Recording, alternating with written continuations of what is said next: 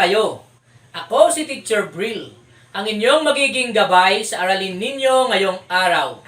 Kunin na ninyo ang inyong mga lapis at module at tayo na ay mag-aral. Ang ating tatalakayin sa araw na ito ay tungkol sa pagtukoy sa kahulugan ng salita batay sa kasing kahulugan. Module sa Filipino 1, ika-5 linggo, ika-4 na markahan.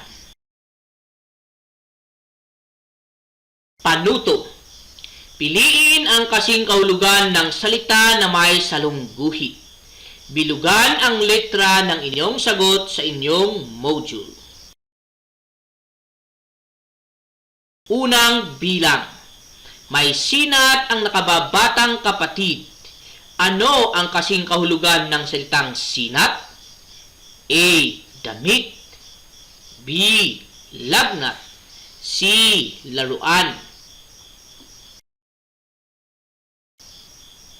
Ikalawang bilang. Malaki ang lugar na inilaan para sa magpapakonsulta. Ano ang kasing kahulugan ng salitang malaki? A. Malawak. B. Makitid. C. Madilim. Ikatlong bilang. Abala ang mga doktor sa mga ospital ngayon. Ano ang kasing kahulugan ng salitang doktor? A. Pulis.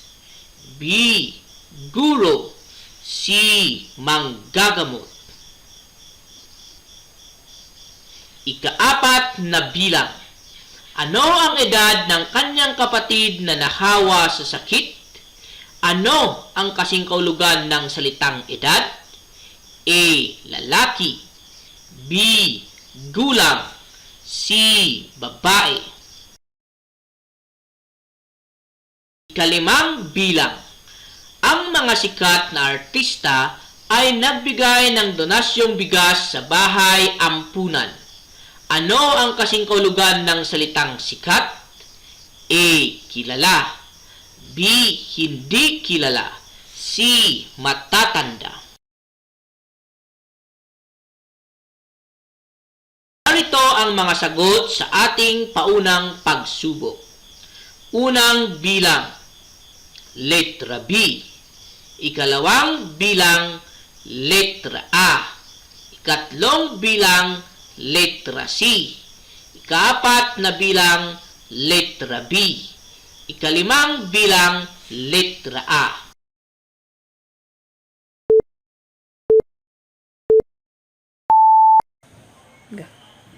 Natapos na ang ating paunang pagsubok. Bilangin ang nakuha ninyong score. Magaling!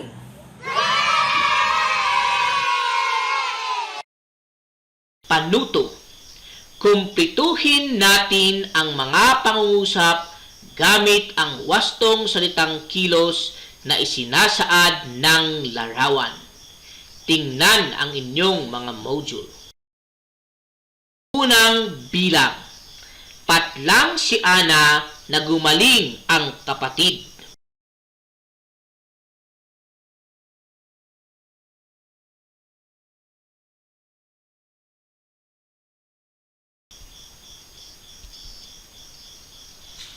Ang sagot ay nagdadasal. Mahimbing na patlang si Sam.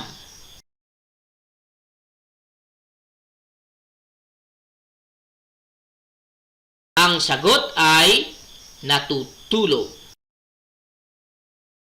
Ikatlong bilang. Ang mag-ina ay patlang sa doktor. Ang sagot ay nagpapakonsulta. Ika-4 na bilang. Masayang patlang ang magkapatid na Ben at Nena.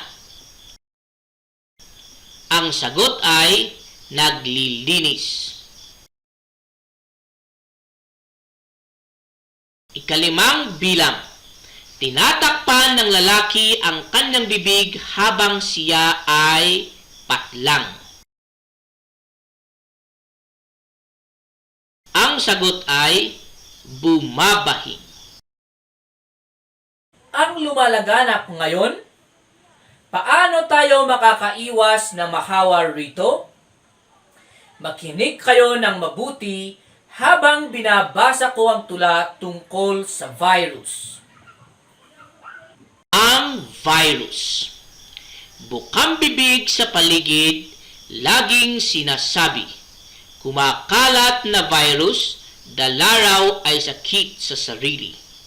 Kaya maraming natatakot, lahat nababahala, dahil wala pang gamot, lunas di pa makita.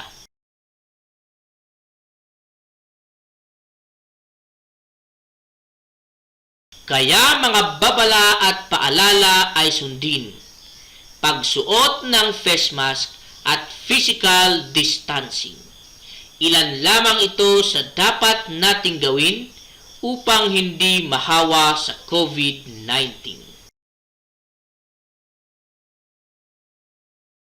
Sagutin natin ang mga sumusunod na mga tanong tungkol sa ating nabasang tula. Isulat ang letra ng iyong tamang sagot. Tungkol saan ang tula?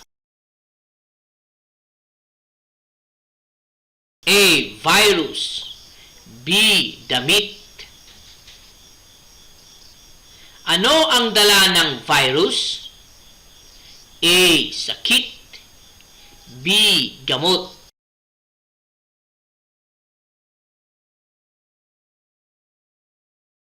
Bakit kaya nababahala ang mga tao tungkol dito? A. Wala pang gamot ito. B. Bukang bibig sa paligid. Tama ba na sundin ang mga paalala tungkol sa virus? A. Oo. B. Hindi. Ano-ano ang mga dapat gawin para hindi mahawa dito? A. Magsuot ng face mask at social distancing. B. Maglaro sa ulan.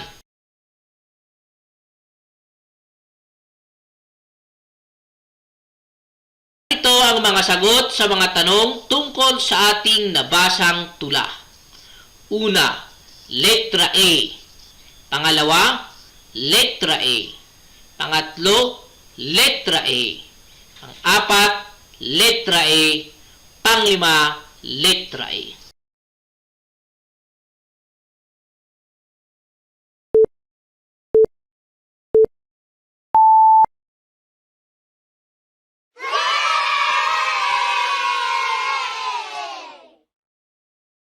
Natin ang mga bawat pares ng salita mula sa tula. Basahin natin ang mga pares na mga salita mula sa tula. Bukang bibig, laging sinasabi.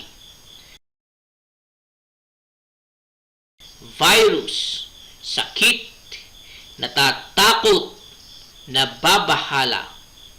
Gamot, lunas, babala, paalala. Ano ang napansin ninyo sa mga salita? Pareho ang kahulugan. Ano ang tawag sa mga salita? Magkasing kahulugan. Ano ang ibig sabihin ng magkasing kahulugan? Dalawang salita na pareho ang kahulugan.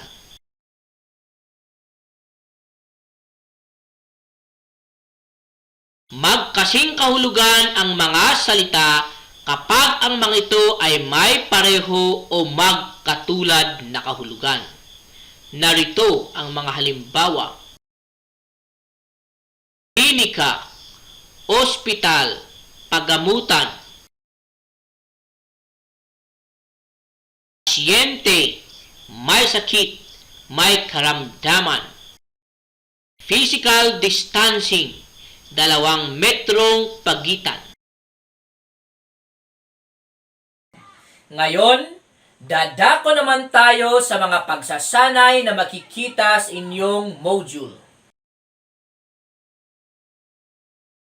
Unang pagsasanay. Salungguhitan ang kasingkaulugan ng salita sa gawing kaliwa. Gawin ninyo ito sa inyong module. Unang bilang, mahusay. Magaling, maliit. Dalawang bilang, ayuda. Tulong, maliit.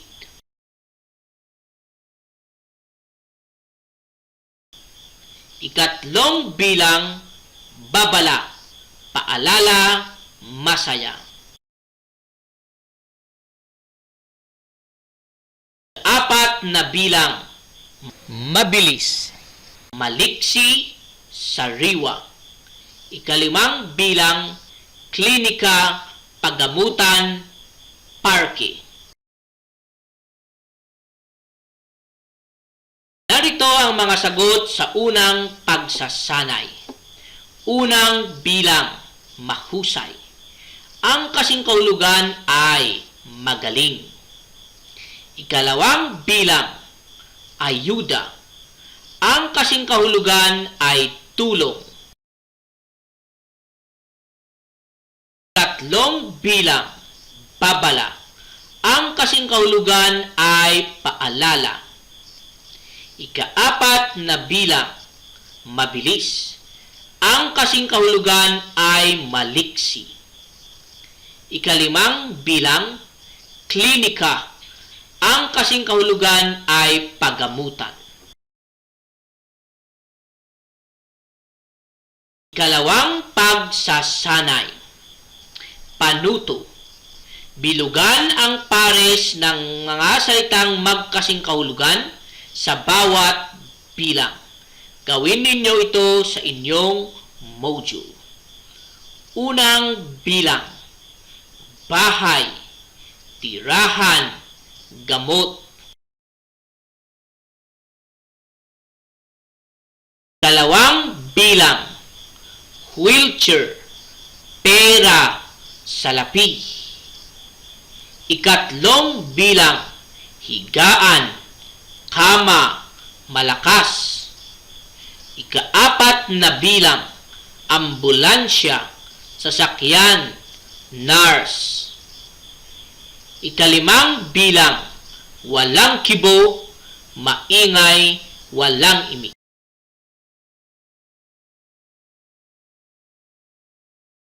Narito ang mga sagot para sa ikalawang pagsasanay. Unang bilang, bahay, tirahan. Ikalawang bilang, pera, salapi. Ikatlong bilang, higaan, kama. Ikaapat na bilang, ambulansya, sasakyan. Ikalimang bilang, walang kibo, walang imik.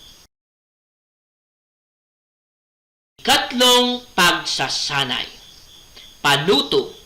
Bilugan ang letra ng salita na kasing kahulugan ng salitang may guhit sa pangungusap. Gawin ninyo ito sa inyong module.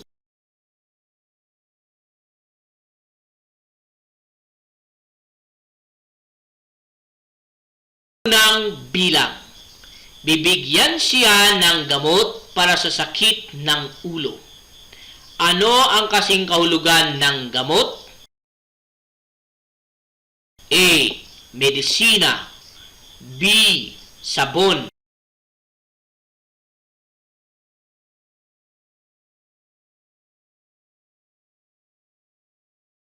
Ikalawang bilang. Nilagyan ng thermometer upang malaman kung may sinat siya. Ano ang kahulugan ng sinat? A. Boses. B. Lagnat.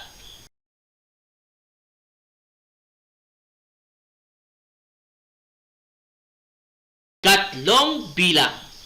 Ang may karamdaman ay nanghihina. Ano ang kasing kahulugan ng may karamdaman?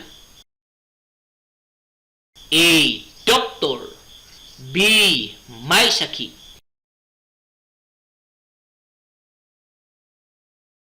Ika-apat na bilang.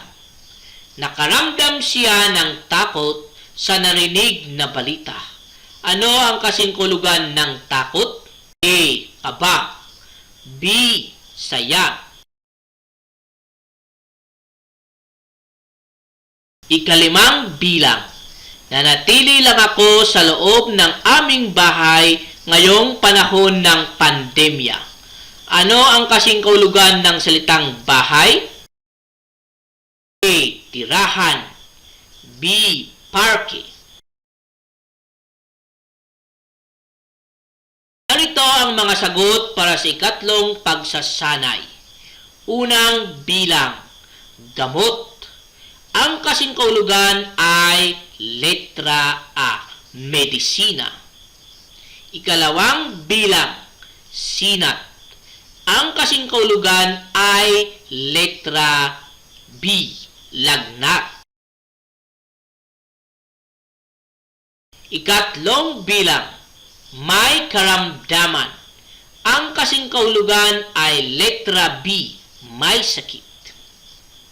Ika-4 na bilang. Takot. Ang kasingkahulugan ay letra A. Kaba. Ika-5 bilang. Bahay. Ang kasingkahulugan ay letra A. Tirahan. Natapos natin ang mga pagsasanay. Bilangin ang inyong mga score. Magaling!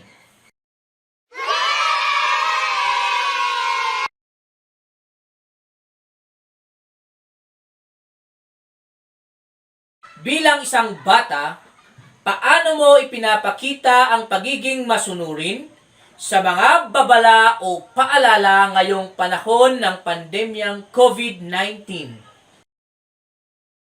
Panuto. Iguhit ang masayang mukha kung ang pangungusap ay nagsasaad ng iyong pagiging masunurin sa mga babala o paalala. Malungkot na mukha kung hindi.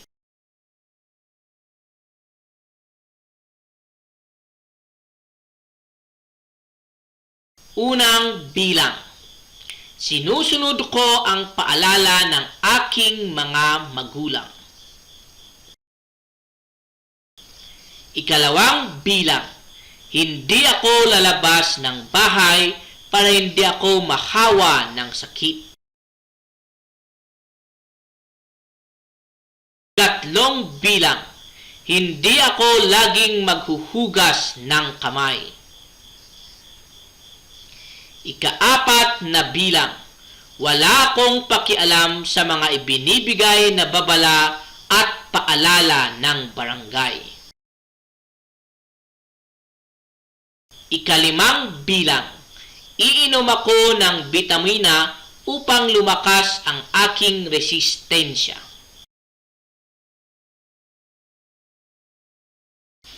Narito ang mga sagot para sa ating pagpapahalaga. Unang bilang. Sinusunod ko ang paalala ng aking mga magulang. Ikalawang bilang. Hindi ako lalabas ng bahay para hindi ako mahawa ng sakit.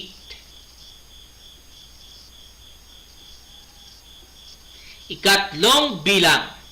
Hindi ako laging maghuhugas ng kamay. Ika-4 na bilang. Wala akong pakialam sa mga ibinibigay na babala at paalala ng barangay.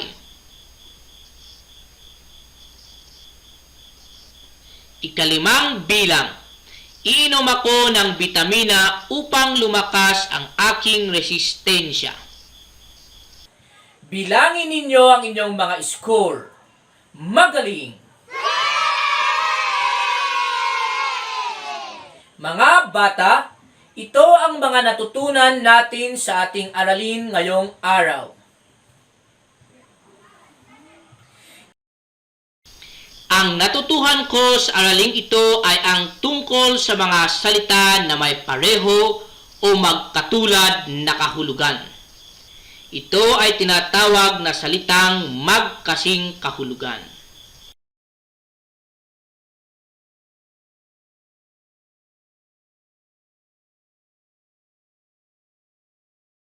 Makakatulong sa pagtukoy ng kahulugan ng salita kung may alam tayong kasing kahulugan nito.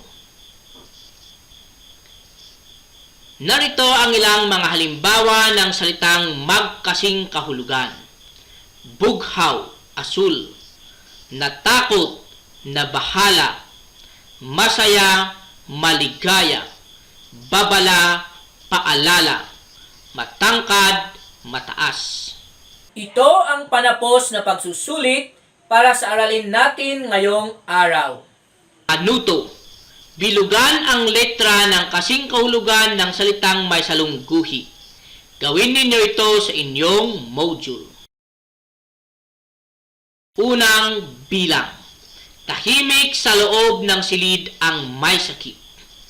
Ano ang kasing kahulugan ng salitang tahimik?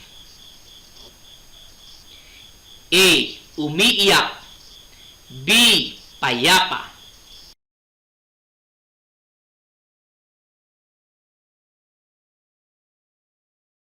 Ikalawang bilang.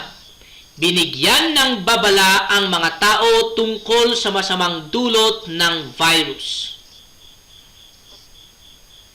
Ano ang kasing kahulugan ng salitang babala? A. Tulong. B. Paalala. Ikatlong bilang. Magsuot ng face mask kapag lalabas ng bahay. Ano ang kasing kahulugan ng salitang face mask? A. Pantakip sa ilong at bibig. B. Sapatos. Ikaapat na bilang. Natakot ang mga tao sa sakit na COVID-19. Ano ang kasing kahulugan ng salitang natakot? A. Nagalit. B. Nabahala.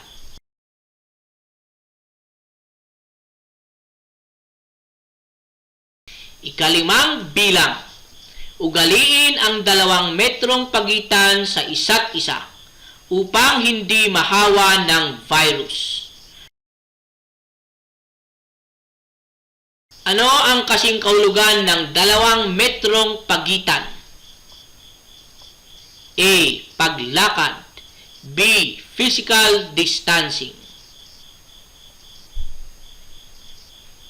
Narito ang mga sagot para sa panapos na pagsusulit. Unang bilang. Tahimik. Ang kasing kahulugan ay payapa. Letra B. Ikalawang bilang. Babala. Ang kasing kahulugan ay paalala. Letra C.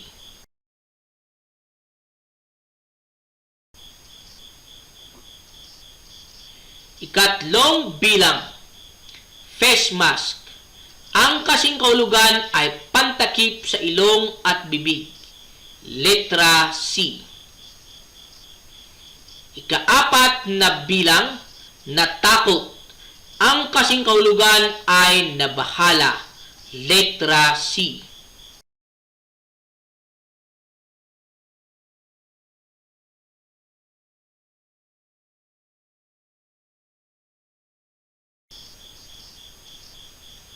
Ikalimang bilang. 2 metrong pagitan. Ang kasing kahulugan ay physical distancing. Letra C. Bilangin ang nakuha ninyong score. Magaling! Maraming salamat mga bata sa inyong pakikinig. Nawa ay may natutunan kayo sa ating napag-aralan ngayon. Paalam!